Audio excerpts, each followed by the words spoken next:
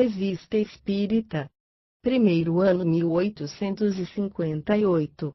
Jornal de Estudos Psicológicos. Publicada sob a direção de Allan Kardec. Revista Espírita, outubro de 1858. Questões de Espiritismo Legal. A propósito das casas mal assombradas pelos espíritos, anedotas. Tomamos o fato seguinte do Corriere do Falais que o Sr. Frederick Thomas, advogado junto à Corte Imperial, publicou em Ia Prece do dia 2 de agosto de 1858. Citamos textualmente, para não descolorir a narração do espiritual escritor. Nossos leitores, facilmente, notarão a forma leve que ele sabe dar, tão agradavelmente, às coisas mais sérias. Depois de apreciar vários assuntos, ele acrescenta: temos um processo bem mais estranho do que este a vos oferecer em uma perspectiva próxima, já o vemos despontar no horizonte do meio-dia, mas onde conduzirá ele? Os ferros estão no fogo, nos escreveram, mas essa segurança não basta. Eis do que se trata. Um parisiense leu, num jornal, que um velho castelo estava à venda nos Pirineus, comprou-o, e, desde os primeiros belos dias da bela estação, ali foi se instalar com os amigos. Ceia-se alegremente, depois vai se deitar mais alegremente ainda. Resta a noite a passar a noite num velho castelo, perdido na montanha. No dia seguinte, todos os convidados se levantam de olhos desvairados, rostos espantados, vão procurar seu hospedeiro, e todos lhe fazem a mesma pergunta com um ar misterioso e lúgubre: não viste nada esta noite? O proprietário não responde, tanto ele mesmo está apavorado, contenta-se em fazer o sinal de cabeça afirmativo. Então, confia-se, a voz baixa, às impressões da noite, um ouviu vozes lamentosas, o outro ruídos de correntes, este viu a tapeçaria se mover, aquele um baú saudá-lo, outros sentiram que morcegos gigantescos pousavam sobre seus peitos, é um castelo da Dama Branca. Os domésticos declaram que, como ao fazendeiro Dixon, os fantasmas os puxaram pelos pés. O que mais ainda? Os leitos passeiam, as campainhas fazem muito barulho sozinhas, palavras fulgurantes sulcam as velhas chaminés. Decididamente esse castelo é inabitável, os mais apavorados fogem imediatamente, os mais intrépidos afrontam a prova diurna segunda noite. Até meia-noite tudo vai bem, mas desde que o relógio da Torre do Norte lançou no espaço seus 12 soluços, logo as aparições e os ruídos recomeçam, de todos os cantos se lançam fantasmas, monstros com olhar de fogo, dentes de crocodilo, asas peludas, tudo isso grita, pula, rende e faz uma algazarra do inferno. Impossível resistir a essa segunda experiência. Desta vez todo mundo deixa o castelo, e hoje o proprietário quer intentar uma ação em decisão por vícios ocultos. Que espantoso processo esse! E que triunfo para o grande evocador dos espíritos, o Sr. Home! Será nomeado perito nessa matéria? Qualquer que seja, como não há nada de novo sob o sol da justiça, esse processo que talvez se creia uma novidade, não será senão uma antiguidade, há um pendente que, por ter a idade de 263 anos, não é menos curioso.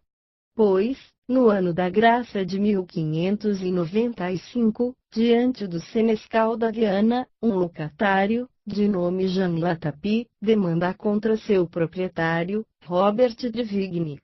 Jean Latapie pretendia que a casa que de Vigny lhe havia alugado, uma velha casa de uma velha rua de Bordeaux, era inabitável e que deveu deixá-la, depois do que ele demandava para que a anulação do contrato de aluguel fosse pronunciada pela justiça. Por quais motivos? Latapie, muito ingenuamente, os dá em suas conclusões.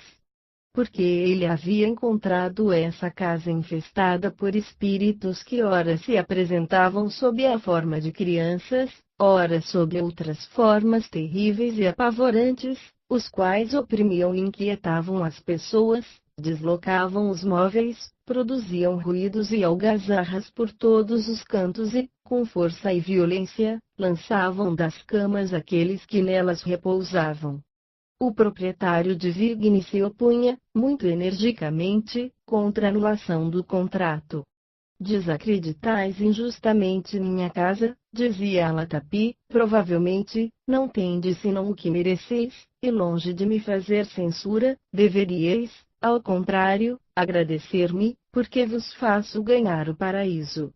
Eis como o advogado do proprietário estabelecia essa singular proposição: se os espíritos vêm atormentar Latapi e afligi-lo pela permissão de Deus, disso deve levar a justa pena e dizer como São Jerônimo, que de cuide patimur nostris peccatis miremur, e não imputar isso ao proprietário que é inteiramente inocente, mas ainda ter gratidão a este que lhe forneceu assim matéria para se salvar nesse mundo de punições que atendiam seus deméritos. Na outra, o advogado, para ser consequente, deveria pedir que Latapi pagasse alguma renda de Vigny pelo serviço prestado. Um lugar no paraíso não vale seu peso em ouro. Mas o proprietário generoso se contentava com a conclusão de que o locatário fosse declarado não procedente em sua ação, pelo motivo que, antes de intentá-la, Latapi deveria começar, ele mesmo, por combater e expulsar os espíritos pelos meios que Deus e a natureza nos dão. Porque não usava, escreveu o advogado do proprietário, porque não usava o louro, a ruda plantada ou o sal crepitante nas chamas e carvões ardentes, as penas da polpa, a composição da erva dita Aerolus vetulus, com o ruibarbo, com vinho branco, sais suspensos no limiar da porta da casa, couro da testa da hiena, fel de cachorro, que se diz ter uma virtude maravilhosa para expulsar os demônios. Porque não usava a erva mole, a qual Mercúrio tendo dado a Ulisses, dela se serviu como antídoto contra os encantos de Circe. É evidente que o locatário Latapi havia faltado a todos os seus deveres não lançando sal crepitante nas chamas, e não fazendo uso do fel de cachorro, de algumas penas da polpa. Mas como ele foi obrigado a obter também o couro da testa da hiena, o senescal de Bordeaux, e achou que esse objeto não era bastante comum, pelo que Latapi não foi desculpado por ter deixado as hienas tranquilas, e ele ordenou belo e bem a anulação do contrato. Vedes que em tudo isso, nem proprietário, nem locatário, nem juízes colocam em dúvida a existência das algazarras dos espíritos. Pareceria, pois, que há mais de 2 séculos os homens eram já quase tão crédulos quanto hoje, nós os ultrapassamos em credulidade, isso está na ordem, é bem preciso que a civilização e o progresso se revelem em algum lugar.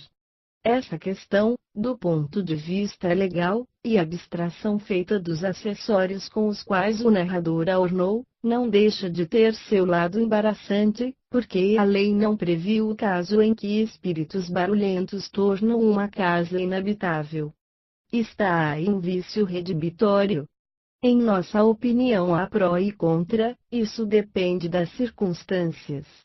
Trata-se primeiro de examinar se o barulho era sério, ou se não era simulado por um interesse qualquer questão preliminar e de boa fé, que prejulga todas as outras. Admitindo os fatos como reais, é preciso saber se são de natureza a perturbar o repouso.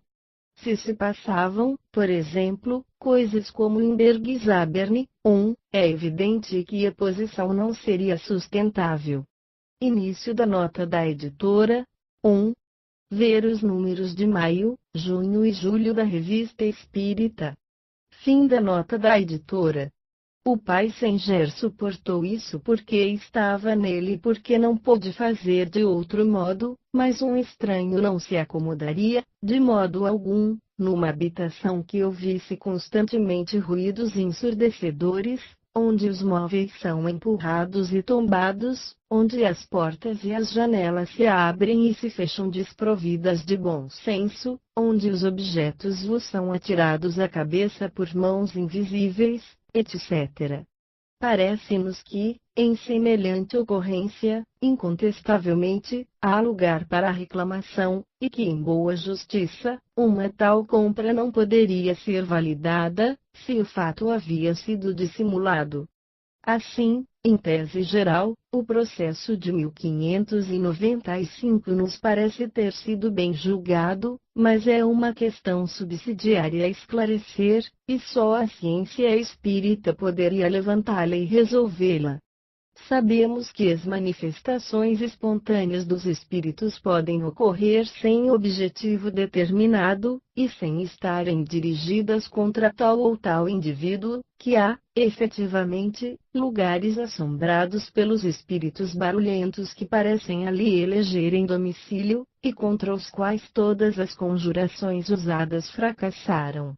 Dizemos, em forma de parênteses, que há meios eficazes de se desembaraçar deles, mas que esses meios não consistem na intervenção de pessoas conhecidas por produzirem à vontade semelhantes fenômenos, porque os espíritos que estão às suas ordens, são precisamente da natureza daqueles que se quer expulsar. Sua presença, longe de afastá-los, não poderia senão atrair outros. Mas sabemos também que numa multidão de casos essas manifestações são dirigidas contra certos indivíduos, como em Bergsaben, por exemplo. Os fatos provaram que a família, mas sobretudo a jovem Filipine, dela era objeto direto, de tal sorte que estamos convencidos de que, se essa família deixasse sua morada, os novos habitantes não teriam nada a temer, a família levaria com ela suas atribulações para o seu novo domicílio. O ponto A4 examinar, numa questão legal, portanto, seria este: as manifestações haviam ocorrido antes da entrada ou somente depois da entrada do novo proprietário. Nesse último caso, permaneceria evidente que foi este que trouxe os espíritos perturbadores, e que a responsabilidade lhe incumbe inteiramente. Se, ao contrário, as perturbações haviam ocorrido anteriormente, e persistem, é que elas se prendem ao próprio local, e então a responsabilidade nisso é do vendedor. O advogado do proprietário raciocinou na primeira hipótese, e seu argumento não estava desprovido de lógica. Resta saber se o adquirente havia trazido consigo seus hóspedes inoportunos, é o que o processo não disse.